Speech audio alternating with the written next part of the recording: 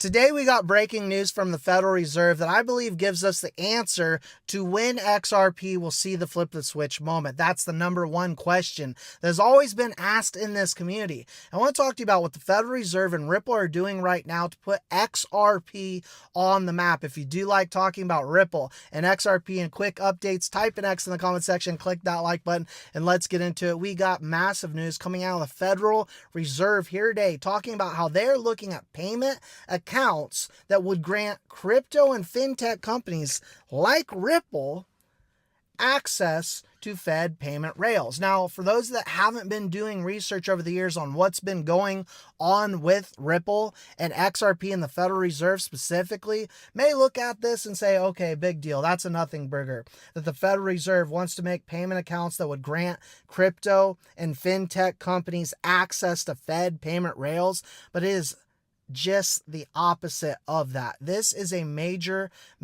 deal. And James Wallace, who's been working with Ripple for a long time, a top executive, I want to remind you of what he had said in the past right here.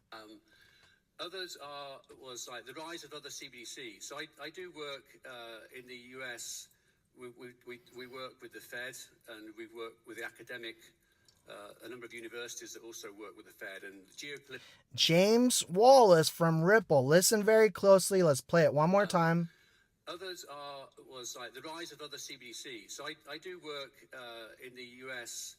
We work with the Fed, and we work with the academic a number of universities that also work with the Fed. And so we get it, right? James Wallace has been with Ripple for a long time, making it painfully clear that they've been working with the Federal Reserve for a long time. Now today, I took a little bit deeper dive and took a look at all the different companies and connections that are both there with Ripple and the Federal Reserve, specifically working with FedNow. And what we find is the connections enable Ripple's tech to right now reach 1,200 plus FedNow participants, aiming at over 10,000 banks, focusing on hybrid domestic cross-border payments. Now, 27 of the 37 biggest companies working with the Fed and Ripple, specifically for FedNow, include Finastra, Volante, ACI Worldwide, BNY Mellon.